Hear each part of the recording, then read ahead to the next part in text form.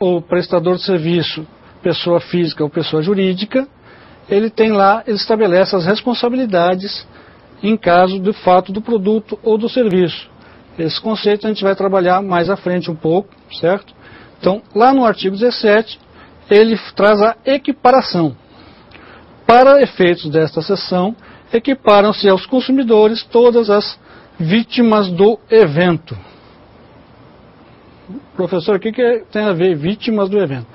Vamos a uma questão assim. Um transporte de coletivo, certo? Vem pela rua normal. Os passageiros são consumidores do serviço de transporte.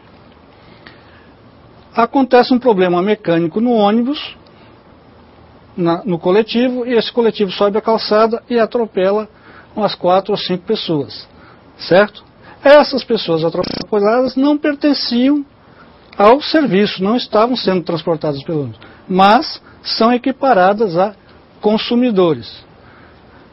Isto é uma questão em relação à culpa objetiva ou culpa subjetiva. Vai depender do caso concreto, certo? E também tem a ver a questão de julgamento da causa e celeridade do processo. Enquadrando-se o consumidor enquadrando-se a vítima dentro de uma relação de consumo, normalmente o processo na seara judicial vai ser bem mais rápido do que o normal. Então, espero que tenham entendido a questão aí do consumidor vítima de algum evento. Alguma dúvida, Tati? Não. Até o momento nenhuma dúvida. Certo. Então, partindo ao nosso quarto conceito de consumidor, temos lá no capítulo 5 da lei, certo? Eu trouxe, os conceitos estão antes da legislação aplicável, já para vocês se ambientarem com a nossa legislação. Capítulo 5, das práticas comerciais. Lá no artigo 29, tem outra definição de consumidor, também dentro do nosso Código de Defesa do Consumidor. Para fins desse capítulo e do seguinte, equiparam-se aos consumidores todas as pessoas determináveis ou não, expostas às práticas neles previstas. Então, podem ser equiparadas ao consumidor uma pessoa que seja exposta a uma propaganda de um produto, por exemplo. Então, dentro desse artigo 29, traz a nossa última definição trabalhável de consumidor. Agora que a gente vai entrar para a questão da legislação aplicável. Lá na nossa Constituição, que vocês têm acesso ao nosso material didático dentro do AVA, certo? Tem lá dentro dos recursos, tem lá uma Constituição, vai ser postado a demais legislação referente a esta aula. Então, a Constituição prevê a defesa do consumidor, lá no artigo 5º, inciso 32. Quem estiver interessado, e deve estar interessado, porque é muito importante você ter conhecimento da lei e da Constituição, verifique lá no artigo 5º, inciso 32, vai falar sobre o consumidor. E também lá no artigo 170, inciso 5º também, o artigo 170 da nossa Constituição trabalha a questão da ordem econômica e intervenção do Estado, quando for o caso. Então, em relação à Constituição, esses aqui são os principais. Existem menções também nos atos das disposições constitucionais transitórias, também em relação à defesa do consumidor, em relação à elaboração da lei, que já foi elaborada, e a nossa lei 8.078/90. Por isso que eu disse que estava com 20 anos o nosso CDC, Código de Defesa do Consumidor. Então, para trabalhar o nosso conteúdo, vocês vão aplicar estas leis aqui, além da Constituição.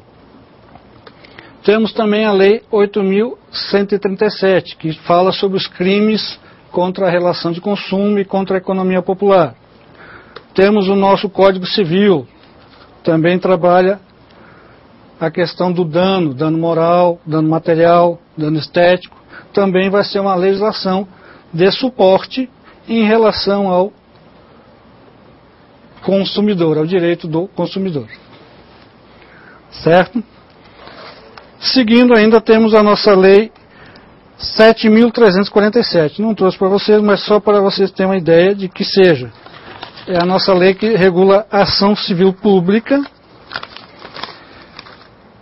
pela responsabilidade de danos causados ao meio ambiente e ao consumidor, aos bens de valor e direitos de valor artístico, estético, histórico, turístico e paisagístico. Então, na verdade, a lei que regulamenta a ação civil pública, normalmente impetrada pelos ministérios públicos, que é também um órgão de defesa, pode ser utilizado como órgão de defesa do consumidor. Existe também o decreto 2181/97, de 1997, que disciplina a organização do Sistema Nacional de Defesa do Consumidor. Tem a ver com a criação dos PROCONs estaduais, municipais e por aí vai. Então, importante para vocês memorizarem legislação aplicável, direito consumidor, para o nosso técnico, certo? De administração. Constituição, artigo 5º, inciso 32. Constituição, artigo 170, inciso 5. Lei 8.078/90, nosso CDC. E a Lei 837, que trata dos crimes de consumo, e o nosso Código Civil. O técnico, tendo conhecimento do conteúdo dessa legislação, ele vai ter condições de resolver no âmbito da empresa qualquer questão. Temos alguma dúvida, Tati? Não temos nenhuma dúvida. O pessoal está sem dúvidas. Vamos ver por ocasião da nossa atividade curricular. Seguindo as nossas definições, temos a questão do consumidor pessoa jurídica e consumidor pessoa física. O conceito de consumidor a gente já trabalhou nas apresentações, nos slides anteriores, então, particularmente em relação à pessoa física e pessoa jurídica. A questão que eu vou trabalhar aqui é a questão da pessoa jurídica, certo? Nem sempre ela é considerada consumidora, nem sempre é considerada como consumidor de um produto ou serviço, certo? Vai depender realmente da situação. Se vai ser uma situação de relação de consumo ou uma situação de uma relação econômica de outra natureza. Porém, esta semana, foi ontem, eu verifiquei já, no site, por exemplo, lá do TJ da Paraíba, está quentinho esse assunto, teve uma pessoa jurídica que foi indenizada,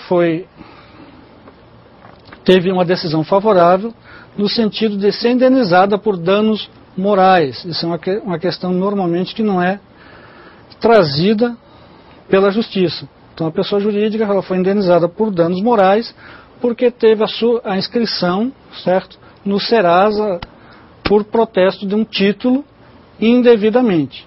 Então essa é uma questão normalmente que na seara da justiça, uma pessoa jurídica beneficiada por uma decisão em que ela vai receber danos morais, certo? Se discute muito, é uma questão muito discutida na doutrina, se a pessoa jurídica pode ser beneficiária de danos morais. Então, é muito raro acontecer, e teve uma empresa que vai receber uma indenização, R$5.000, mais ou menos por aí, por ter sido inscrita indevidamente num cadastro restritivo de crédito por protesto de um título, de uma duplicata que ela tinha pago e foi protestada. Então, em relação ao consumidor pessoa física e pessoa jurídica, o pessoa física é qualquer um de nós. Nós vamos no mercado comprar a feira do mês, fazer as compras para o mês, a gente é enquadrado como pessoa física, consumidor pessoa física. Já a pessoa jurídica tem a ver com empresas, ou que é uma ficção jurídica que tenha sido criada para relações comerciais. Já em relação ao conceito de fornecedor, eu vou trazer para vocês o seguinte conceito certo? A definição da lei, ela é bem clara e acredito que não fique dúvidas a respeito disso. Lá no nosso artigo 3º está especificado que fornecedor é toda pessoa física ou jurídica, pública ou privada, então veja,